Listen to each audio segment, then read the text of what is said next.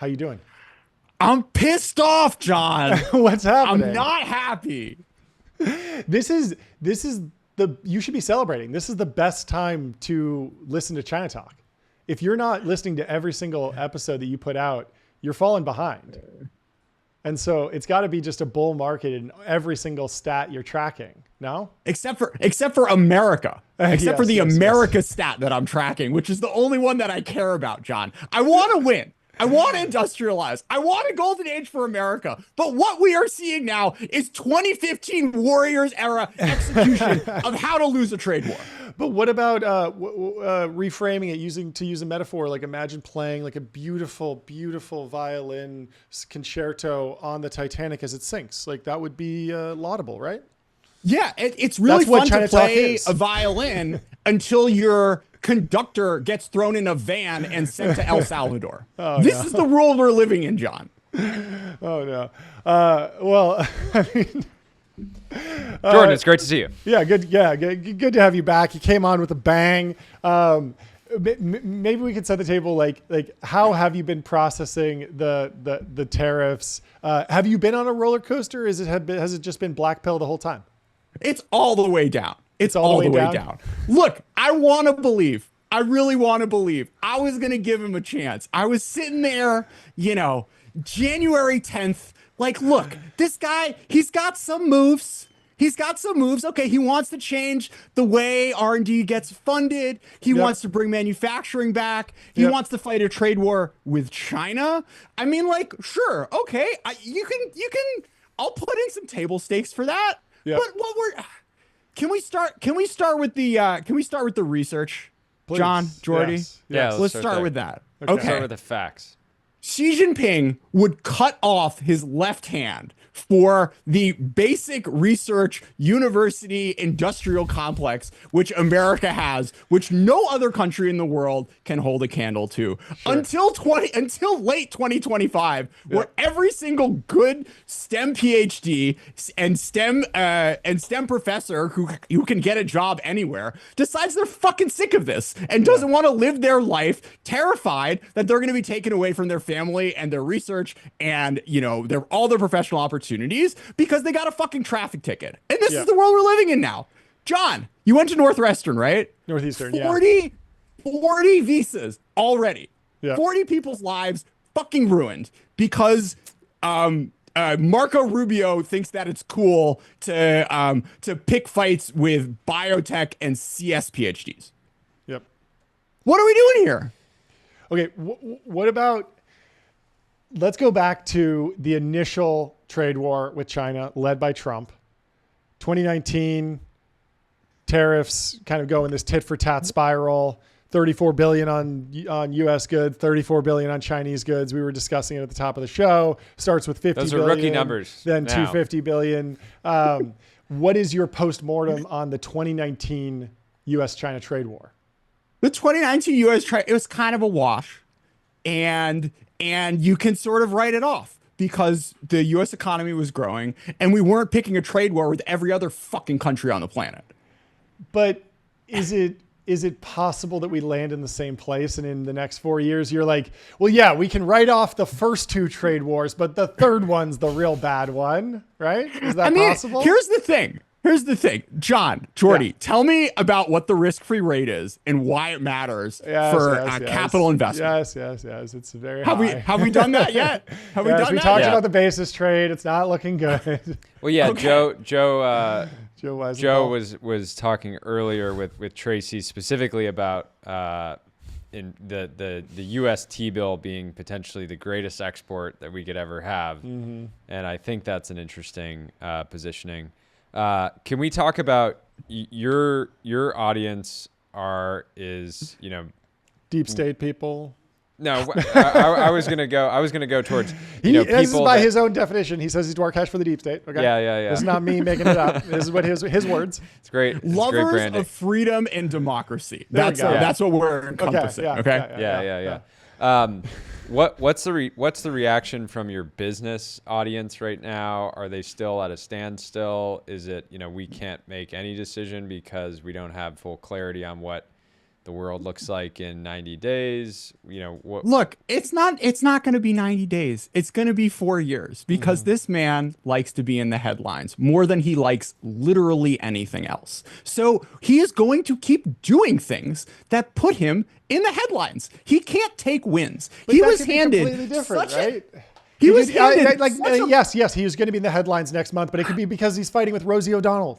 Right, and that has a way different impact on the what T-bill. I wouldn't do to have him pick fights with Rosie O'Donnell. That is the timeline that we should all be rooting for. We need Donald Trump. If you want to take it all out on me, I'm here. I'll be the sacrificial lamb for America's basic research ecosystem. If you want to pick a fight with a shitty podcaster,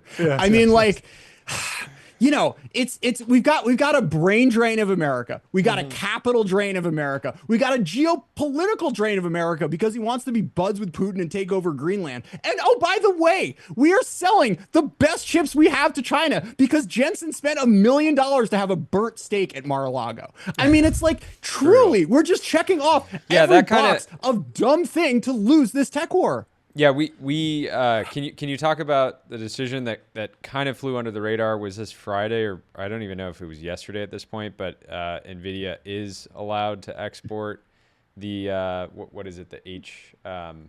The H20. So it's H20s, an inference chip which skirts right under the export control regulations. And Biden didn't do it because he's an idiot. And now Trump isn't doing it because he likes getting, people to pay $1 million to have dinner with him. There is no reason. NVIDIA does not need the money. It's like $2 billion of revenue. Like they will be just fine without it. But we're living in this timeline where if yeah. Please. So if it's $2 billion in revenue, then it's only $2 billion of AI data center capacity, and that's not enough to build a GPT-5 level model, and so it's irrelevant. Those two things can't be the same, right? Yes and no. I mean, it's like, okay, sure. So what are okay, I'm gonna take a deep breath because I'm running super too hot intelligence. Now, John. I'm running too hot. Yeah. I mean, the steel man here is that you yes, you don't want them building super intelligence, GPT-7 level models, the Project Stargate, the $500 billion data center cannot be built in China. But yeah, take $2 billion, fine tune GPT outputs. It's still going to talk about Tiananmen, and you have DeepSeek, which is basically an American model, or Manus, which is Claude, vended into China, and that's actually we were talking to Tyler Cowen yesterday about this. He was saying that this is a win for American hegemony because the Chinese leading models have American preferences baked into the weights at a very deep level. Yeah, I mean, if we're thinking that our models are going to democratize China, I mean that might be one or two steps too far away from me. It would be like trying to nail Jello to a wall. The playbook, John, is the way we kind of already are, which is sell all the chips into Malaysia. And if Chinese companies want to sort of run their cloud out of Malaysia and Singapore, then okay. And we can shut it off if and when we decide we want to shut it off. But selling chips directly into China, there's no upside to it because you're just opening yourself up to this whole other universe of risks of maybe these $2 billion of chips actually do end up being enough to fast follow and compete with a totally fucked up Meta and an OpenAI who doesn't don't really let a hyperscaler hear you say that $2 billion could ever compete with $65 billion in capex. That's ridiculous. Can you break we down? We need to spend $65 billion this year. All of them are spending billion. Okay, they're all spending $65 billion. Every single hyperscaler. Let's see next quarter just what that $65 billion number is going to be looking like. Probably higher. Probably higher. I wish. I'd love to. I'd love to. 65's low. You gotta get those numbers up. He's not AGI pilled. He's so black pilled right his now. timeline is so extended. Yeah. We're talking 2080 at this point. 2080. I want to. So we covered earlier on the show the sort of venture capitalist version of the history of U.S.-China relations. So sort of high level, trying to get into the dynamic. There was a few days ago. April 11th, the U.S. told China to request a Xi-Trump call. This was reported, which is sort of a funny, it's just a funny way to go about trying to get a phone call. Yeah. This is crazy. Here's my number. I mean, just call, right? Just call. I think just pick up the phone and call. But talk about the history. Troy, this is how you do negotiations. But this right? isn't unique to Trump. Like, this was the same negotiation that we saw with Reagan, Nixon, Clinton. Like the whole politics of diplomacy have always been extremely convoluted, and there's never been an era where it's been like, oh yeah, it was the Democrats that always just picked up the phone and called, or it was always the old school Republicans. It's like Trump's just repeating the playbook of the last 60 years of U.S.-China diplomacy, in my opinion. John, have you done a video about Qian Chuesen? No. If not, you should. Okay. So he is sorry, let me get the. Yeah.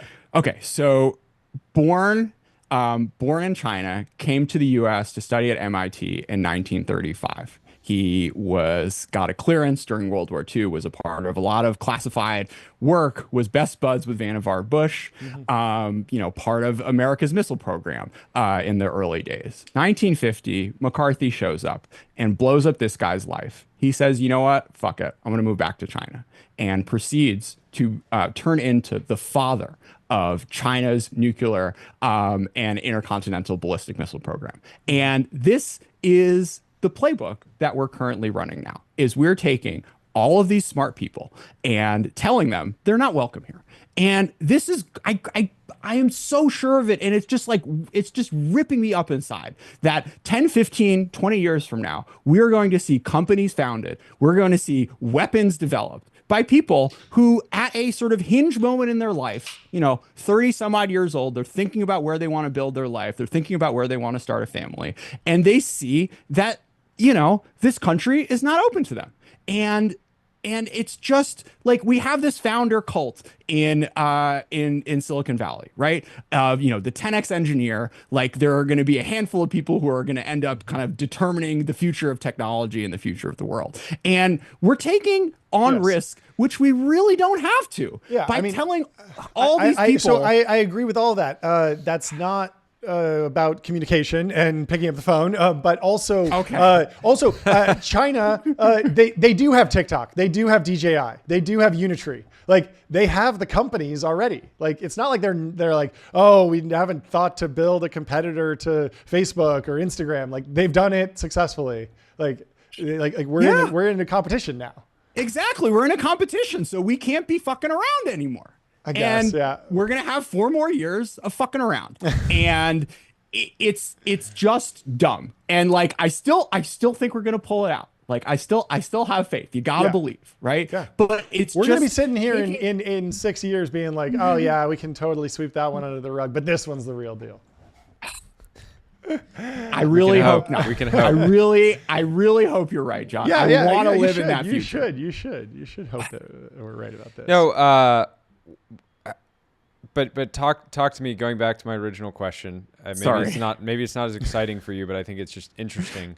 Okay, what's up with the U.S. and China never being able to consistently have clear direct communication between the White House and Beijing? Yeah. I think there's a really interesting arc of the way that the Chinese government has sort of viewed U.S.-China interaction over the past 15 years in a way that's different for really the second half of the Cold War. So from post-World War II Stalin up until really the Cuban Missile Crisis, the U.S. and China, the U.S. and Soviet Union weren't really talking. And then you had the Cuban Missile Crisis. People got really freaked out. And both countries realized that it actually probably behooves us to be able to interact with each other in a more straightforward way, as opposed to, finding like business people and ambassadors handing people notes because we don't have like good sort of leader to leader interactions. And then even though there were scares for the rest of the Cold War, at least there was enough of a kind of muscle memory in terms of these two countries interacting with each other that people started to get a better understanding of what strategic intentions were. So the Chinese government, I think, first off, does not price in the risk of an accident turning into something really horrific nearly as much as the Soviet Union did over the course of the Cold War.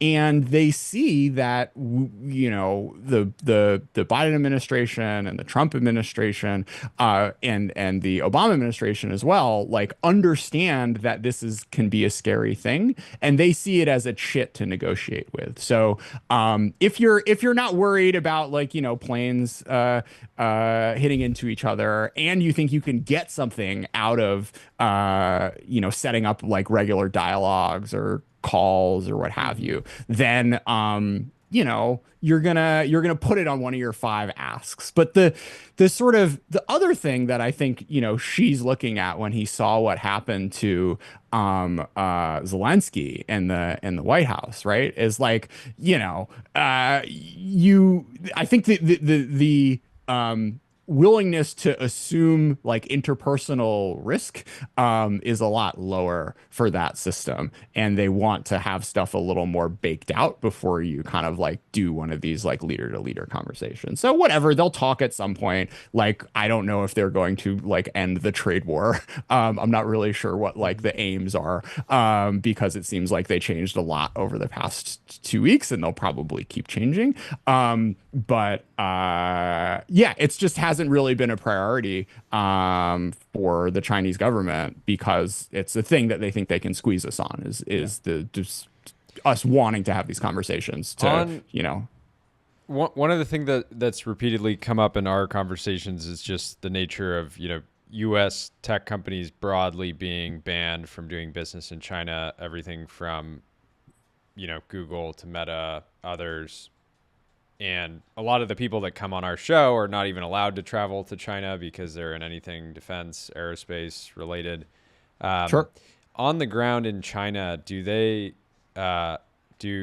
government or the military, I don't even know how much of this information would ever appear online and available, do they laugh at us for allowing TikTok and DJI and Unitree? Do you think it's silly? It's like, you're tariffing our, you know, cheap toys, but then you still let us sell DJI Brain drones. rot. You still let us distribute brain rot to 100. Like, is it a funny thing to them? Because to me, it's a terrible irony, and that like we just can't get a TikTok ban across the line, or we haven't been able to get them to sell it yet. And again, like these sort of industries and products that have, you know, extreme national security risk, you would think those would be the easiest things that the United States could make a sort of collective decision on that would. So I'm curious what their sort of like reaction to the silliness of it all is.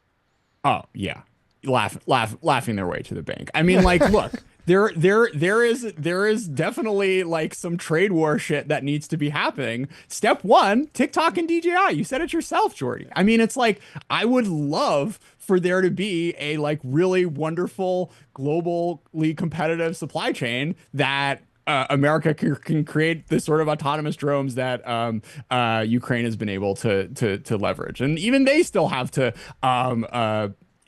buy stuff from China because there's not enough there ex-China. But instead, we're kind of going in a very different direction. So yeah, I mean, you're totally right, Jordy. It's just there's not a strategic vision that we're seeing out of this political moment. And I think they're, you know, not to put China 200 feet tall, like there's definitely things that they're going to do wrong, and their economy isn't perfect, and their sort of like techno-industrial complex is not perfect, but they figured out a lot of this manufacturing stuff. So the one thing that's clear, very, very good at manufacturing. I don't think anybody disagrees on that.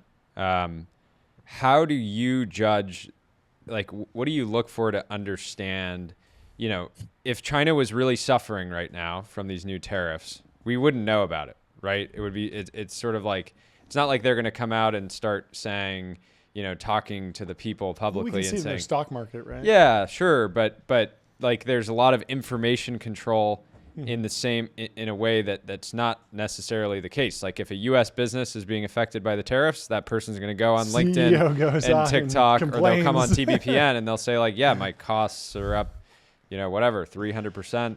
And unless they're coping really hard. Yeah.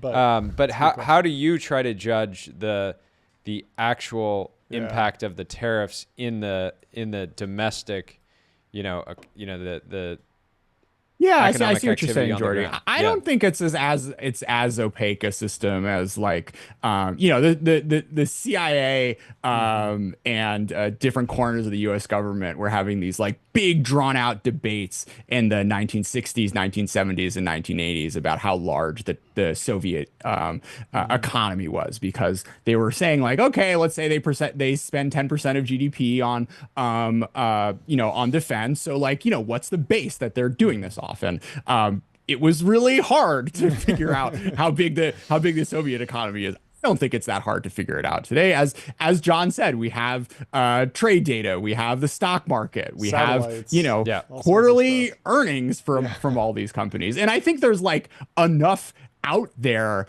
of like chatter of people saying like, oh shit, I got laid off because of the trade war. That like, you'll be able to pick up the atmospherics just in the same way you can by having reading Joe Weisenthal's Twitter feed, right? What about kind of the new ally ships that are building? I mean, you were very upset about like, America kind of potentially frustrating trade partners like Canada, UK, Australia, France. Like we shouldn't be pushing them away. Some of that subsided. It still feels like in general, if we're going towards a more bipolar world, and you are creating some sort of broad Western alliance, like you're going to put the Five Eyes together. You're going to put NATO and America together. But who's on China's side? I've been worried about like a China, Russia, Iran coalition forming. Are there other countries that are starting to flip into Chinese allyship more seriously post trade war? Yeah, I mean, this is a really interesting thing, is like the reason that China wasn't really able to capitalize during trade war #1 is because they were feeling their oats and they thought they could still do wolf warrior diplomacy and bully other countries around, even though Trump was sort of like shitting on them in their own way. And it'll be fascinating over the next few years to see whether or not they sort of learn from that experience and take a more conciliatory approach and don't try to like nickel and dime these countries in order to really potentially win them over. But Southeast Asia, like, okay, I guess like we did 76% tariffs on Vietnam and then we cut it back, but like who knows where we're gonna go with that. But sure. It's two things. It's like, are we going to go to China, or are we just going to cut trade deals with every other country ex the US, so that we're going to, the sort of like the free world ex US is going to have this, thriving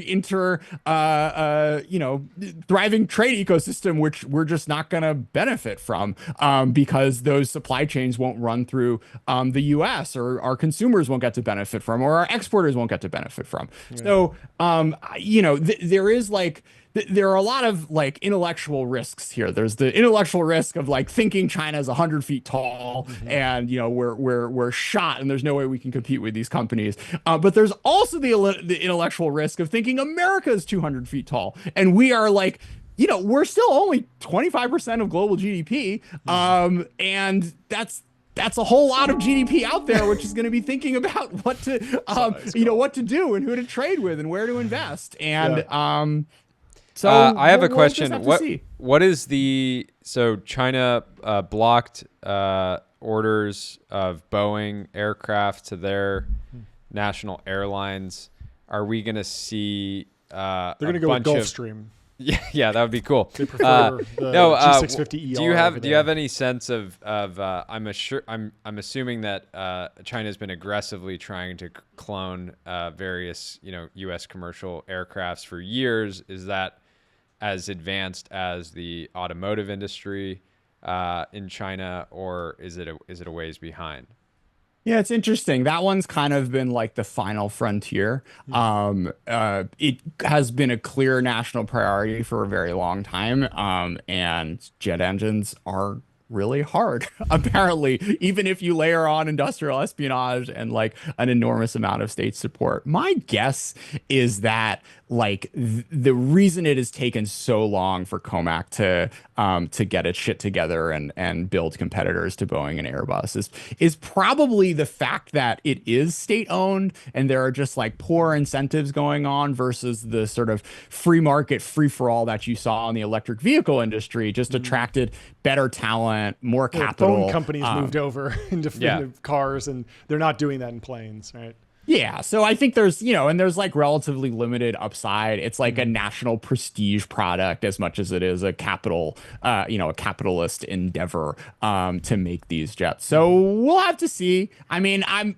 like, look, if they can't do it, the orders will just go to Airbus, and like that sucks. But it is what it is. And I think that industry in particular, there's so much like geopolitics baked into it that I'm not shocked that was on the first list of like things to start cutting from a U.S. import perspective. Last question. You seem pretty black-pilled. How's Dylan Patel doing? Have you done a wellness check? You seem pretty black-pilled when you talked to him a few days ago. What's his mindset like right now? I wish him the best. I don't know. I think it's just like I thought AI would be our out. But if we're going to sell them all the chips and we're going to screw up the like American capital base that we're banking on to fund all this AI expansion, and we're going to throw away the AI diffusion rule such that like the chips are actually just going to end up going to Saudi Arabia and Qatar and Brunei, then it's just we're just taking on risk left and right, and like we might be able to pull it out, but it's it's hard to watch. Thank you for letting me turn this into the Jordan Schneider therapy session. We're gonna leave you with a white pill one way or another. Okay. I just had a question of like where does the Middle East really sit in all of this, right? It feels like in many ways. We cover business and technology. In many ways, the relationship between the U.S. tech industry and Saudi Arabia, Qatar, UAE is, thriving just due to the capital flows. But, how do they think about even picking? I haven't seen themselves inserting themselves into the story over the last couple weeks, and I'm sure that's for good reason. But I'm curious how you see them as a player in all this. Yeah, it's interesting. I feel like their diplomatic system like knows how to play the kleptocracy game much better than Canada or Europe. They got their reps and sets when it comes to dealing with, family dynasties and whatnot. So they're smart to keep quiet. I think the diffusion rule that the Biden administration put out at the very end was really a play to force them to pick sides. And basically the deal was like, look, if you want access to the future, if you want access to compute, then you really got to play ball with us, and you got to play ball with our AI cloud providers and our sort of like broader defense ecosystem. And if you're going to have too much China AI in your national bloodstream, then we're going to reconsider whether or not we're going to let you buy chips and access our models and whatnot. So we'll see. This is a regulation which I think is going to be a really interesting bellwether, because it was a very clever hinge to sort of force the Middle East government and the governments and the money that came with that to invest in the Western as opposed to the Chinese technology stack. And look, if they don't love what they're seeing, maybe they'll be more excited to. If they A, don't love what they're seeing, and B, we take away the jack that we had around them, then you could see them starting to wiggle in other directions and take side bets on a pot that they may have had to have gone all in with us if it wasn't for all the craziness we've seen over the past few months. Got it. Very last 30-second question. Sure. How real do you feel the yield coming out of TSMC Arizona is, or is it marketing to the admin that, hey, we're doing what you want? And NVIDIA coming out and saying they're going to make Blackwell chips in the U.S. It's hard to judge it's hard to understand how real it is when we know that people get excited about, we're going to produce $500 billion of Blackwell chips in the U.S. in the next 5 years, I think is what they were saying, which sounds amazing. But in this current dynamic, when there's so many different conflicts and so much on the line, it's hard to know what's marketing and what's like actual, it's a good question. My rule of thumb is like, you can't lie to the SEC. So just like wait for the filings. But look, everyone's trying to figure out how to get on this guy's good side, and maybe this is something that might work. I